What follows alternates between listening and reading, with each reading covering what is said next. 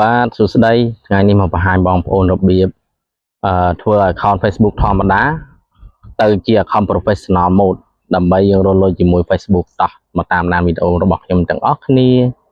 ឥឡូវយើងចូលក្នុង Facebook យើងមកបងប្អូនបាទបន្ទាប់ពីយើងចូលក្នុង Facebook របស់យើងរួចរាល់ហើយយើងចុចកន្លែងត្រី3មកបងប្អូនបាទចុចកន្លែងត្រី3យើងចូលក្នុង profile Facebook យើងមកបាទបន្ទាប់យើងចូល profile Facebook របស់យើងហើយយើងចុចកន្លែងត្រី3នេះបងប្អូនដើម្បីផ្លាស់ប្ដូរវាអញ្ចឹងណានេះបងប្អូនបើ Facebook បងប្អូនចេញលក្ខណៈបែបនេះទើបអាចបដូរវាបានអញ្ចឹងណា Facebook ខ្លះវាអាចចេញទេអញ្ចឹងយើងចុចកន្លែងហ្នឹងបងប្អូនយើងចុច turn on professional mode ហ្នឹងមកបងប្អូនបាទយើងចុចហើយយើងចុចពាក្យថា turn on យើងចុចវាមកបងប្អូនបាទបន្ទាប់ពីយើងចុចហើយយើងចុចពាក្យថា next មក next ហើយយើងចុច next ទៀតបងប្អូនហើយបន្ទាប់ពី next ហើយនេះបងប្អូនយើងយកខាងលើយើងលក្ខណៈជា public អញ្ចឹងណាយើងចុច next ទៀតបងប្អូនបាទបន្ទាប់ពីចុច next រួចរាល់ហើយយើងចុចពាក្យថា confirm បងប្អូនចុចពាក្យថា confirm វាមកបាទ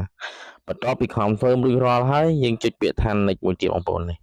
វារៀងស្មុគស្មាញបន្តិចប៉ុន្តែវាមិនបាក់ទេបន្ទាប់មកយើង next ទៀតបងប្អូន next ទៀតមកបាទបន្ទាប់ពី next ហើយកន្លែងអស់នេះយើងអត់ចង់ផុសជារូបភាពបែបនេះទេយើងចុចពាក្យថា skip មកបងប្អូនបាទហើយយើងចុចពាក្យថា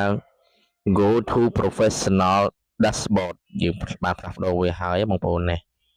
ហើយយើងចុចពាក្យថា get start មក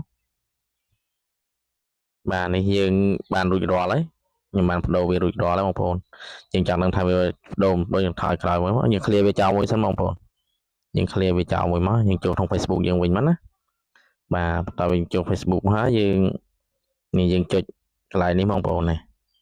យើងចុចមើលនេះមី Facebook ធម្មតាឥឡូវវាខ្លាចជា Facebook រលុយបងប្អូននេះ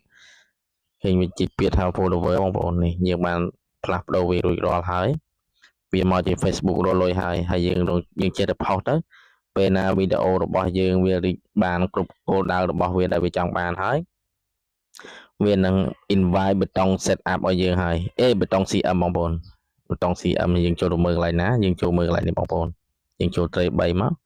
ហើយយើងចូលនេះ professional dashboard នេះមកបាទហើយបន្ទាប់មកយើងចុចកែយឹតខាងលើនេះមកបងប្អូនបាទ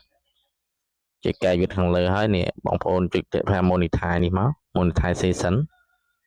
បាទហើយនេះ page របស់ account របស់ខ្ញុំដែលខូចហើយទេខ្ញុំអត់បាន set up បន្ថែមទៀតទេចាំបងប្អូនអូសឡើងមកអញ្ចឹងវាអត់មានប៊ូតុង